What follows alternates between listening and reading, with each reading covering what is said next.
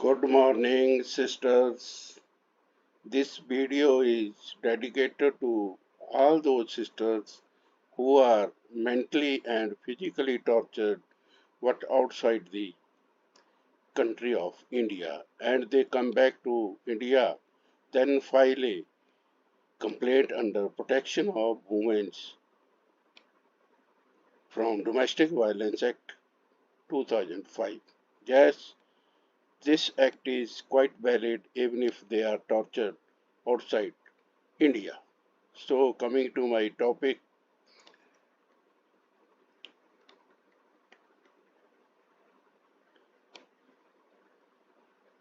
in the High Court of Judicature at Bombay, Nagpur, Bench Nagpur, criminal application number 1576 of 2022, and the decision was given on 29 of March 2023, few days back, by Honorable Justice G.A. Sanab. Coming to what is in this criminal application, the husband has challenged to the order dated 21st October 2022 passed by the Land Additional Chief Judicial Magistrate Nagpur, whereby the Land Additional Chief Judicial Magistrate rejected the application made by the applicant husband for dismissal of proceedings initiated by the non-applicant, that is complainant, his wife, as per the provision of Section 12 of the Protection of Women from Domestic Violence Act 2005, in short, DV Act. The whole story is the applicant in this writ petition is respondent in the complaint filed before the magistrate by the wife. The non-applicant, that is, wife is the complainant. The complainant and respondent number 1 got married in the year 2020. The respondent number 1 on 12th December 2020 left for Germany. After getting the visa, the complainant also joined the respondent number 1. The respondent number 2 and 3 in the complaint are the in-laws of the complainant. According to the complainant, during her stay with the in-laws in the matrimonial home at Mumbai, they used to make nasty, humiliating, and insulting comments over the complainant and her parents. According to them, marriage was not performed as per their expectation and befitting their status. It is stated that in Germany, the respondent number 1 for few days behaved properly with her. However, later on, the respondent number 1 subjected her to mental and physical torture. She was not allowed to talk with her parents. She was forced to do extra housework. The complainant was forced to undergo the abortion against her wishes. The complainant suffered mental and physical torture. The respondent number 1 ultimately forced the complainant to leave Germany. The complainant therefore came to Nagpur under a lot of physical and mental stress and trauma. She has been residing with her parents. After coming to Nagpur, she filed the complaint under the Protection of Women from Domestic Violence Act 2005. In the written statement reply, before the magistrate, the respondent number 1 filed a written statement reply and opposed the application under the Domestic Violence Act. The respondent number 1 made the application for dismissal of the complaint on the ground that the alleged acts of domestic violence have taken place in Germany and not within the extent of the provisions of the DV Act. According to him, the court in India has no jurisdiction to entertain the complaint of the complainant. So there was replication.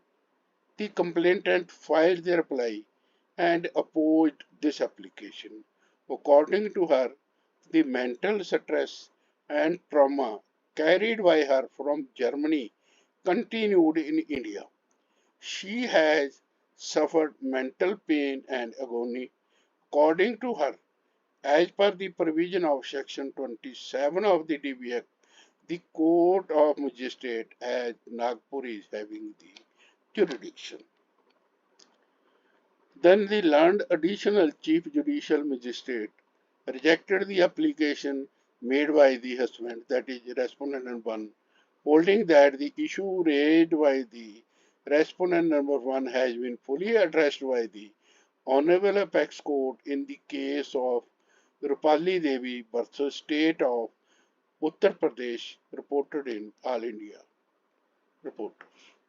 Learned additional Chief Judicial Magistrate further observed that the mental trauma and physical distress caused by the acts of the husband, which ultimately compelled her to leave matrimonial home and take a shelter with her parents, would continue to persist at the parental home. Against this order, the respondent number 1, that is husband, is before this High Court, Honorable High Court. Learned advocate submitted that it does not extend to the Indian subjects residing abroad for the alleged acts of domestic violence.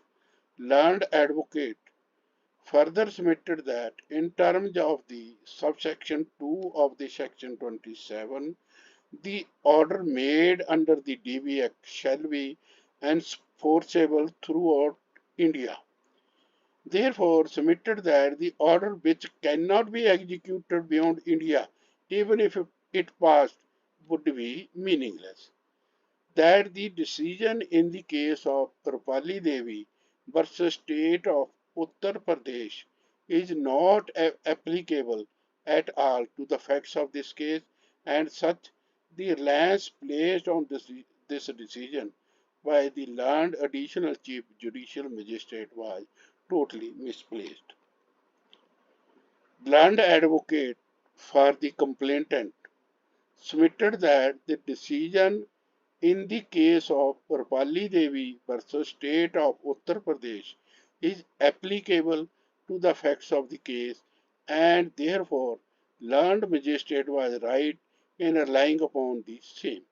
Learned advocate further submitted that the coordinate bench of this court in criminal writ petition number 3398 of 2017, dated 25th September 2019, Muhammad Jubair Farooqi versus State of Maharashtra and another, and the Delhi High Court in the case of Himachuk versus Pritam Ashok and others, reported in 2013, Criminal LJ 2182, has considered a somewhat similar factual situation and held that in terms of the provisions of the section 27 subclause 2 of the DV Act, the court of judicial magistrate or the metropolitan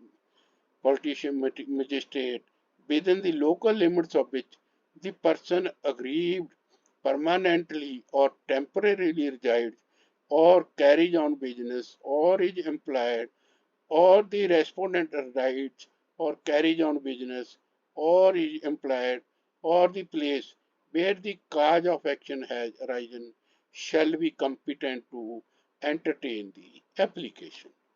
Learned advocate submitted that apart from the actual domestic violence caused to the complainant in Germany, the complainant carried out With her trauma and distress of the said domestic violence, learned advocates submitted that in view of this continuous suffering of the domestic violence by the complainant would be sufficient to reject the application.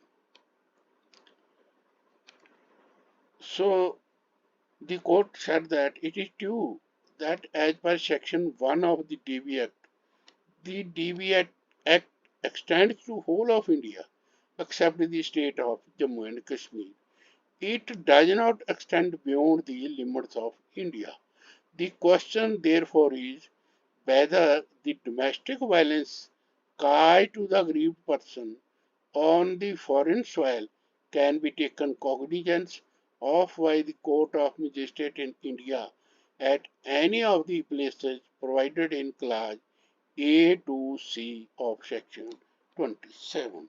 This is the main question which is being answered in this judgment of High Court. Now coming to Section 27. Section 27 of the Act provides for the jurisdiction of a court of magistrate of first class or metropolitan magistrate to entertain the application under DV Act. The provisions of Section 27, subclause 1, A and B are applicable irrespective of the place of cause of action. It is to be noted that clause A and B of the section 27 subclause 1 of the DV Act has no direct nexus or correlation with the place where the domestic violence was actually caused. In my view, the two clauses, namely A and B of subclause 1 of section 27, have to be harmoniously construed with subsection 1 of section 27 of the Act. If it is so done, then it would show that the lawmakers were mindful of such a situation and therefore section 27 have been worded in this form. It therefore goes without saying that though the Domestic Violence Act extends to the whole of India as provided in under section 1 of the DV Act, the domestic violence caused on the foreign soil could also be taken cognizance by invoking section 27 subclause 1A and B. Now coming to the case of Himachuk versus Pritam Ashok, which I had already stated earlier. In the case of Himachuk versus Pritam Ashok, the facts were identical to the facts of the case in hand. The wife was permanent resident of UK. She was subjected to domestic violence in UK. She came to India and started living with her parents at Delhi. She filed an application under the DV Act in the Court of Metropolitan Magistrate Delhi. The Metropolitan Magistrate Delhi held that since the complainant was subjected to domestic violence on the soil of UK, he will have no jurisdiction to entertain the complaint. The Delhi High Court in this case has held that in view of the provision of section 27 of the DV Act, the Metropolitan Magistrate will have the jurisdiction to entertain the complaint in as much as the complainant had started permanently residing with her parents at Delhi. Now coming to second case, in the case of Muhammad Jubair Farooqi versus State of Maharashtra and another, the facts are somewhat similar. The complainant wife and husband resided in USA. She was subjected to domestic violence in USA.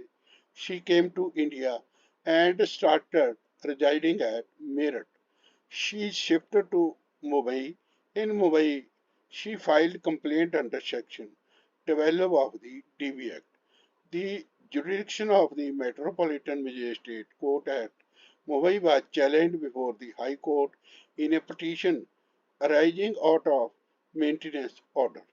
The coordinate bench, after considering the law laid down in the case of Rupali Devi versus State of Uttar Pradesh, held that the court at Mumbai will have jurisdiction to entertain the complaint. Now, the Rupali Devi versus State of Uttar Pradesh case issue involved before the apex court was with regard to the jurisdiction of criminal court to entertain the criminal case under section 498A of the Indian Penal Code. The Honorable Apex Court in its para number 15 of this decision had considered the close nexus between the cruelty as defined under section 498A of the Indian Penal Code and, and acts of domestic violence as defined under the DV Act. So, what is in para 15 of the decision? It reads, the protection of women from Domestic Violence Act as the object behind its enactment would indicate is to provide a civil remedy to victims of domestic violence as against the remedy in criminal law, which is what is provided under section 490A of the Indian Penal Code. The definition of domestic violence in the Protection of Women from Domestic Violence Act 2005 contemplates harm or injury that endanger the health, safety, life, limb, or well-being, whether mental or physical, as well as emotional abuse. The said definition would certainly, for reasons stated above, have a close connection with explanations A and B to section 498A of the Penal Code, which defines cruelty. The provisions contained in section 498A of the Penal Code undoubtedly encompass both mental as well as the physical well-being of the wife. Even the silence of wife may have an underlying element of an emotional distress and mental agony. Her sufferings at the parental home, though may be directly attributable to the commission of acts of cruelty by the husband at the matrimonial home, would undoubtedly be the consequences of the acts committed at the matrimonial home. Such consequences by itself would amount to distinct offences committed at the parental home where she had taken shelter.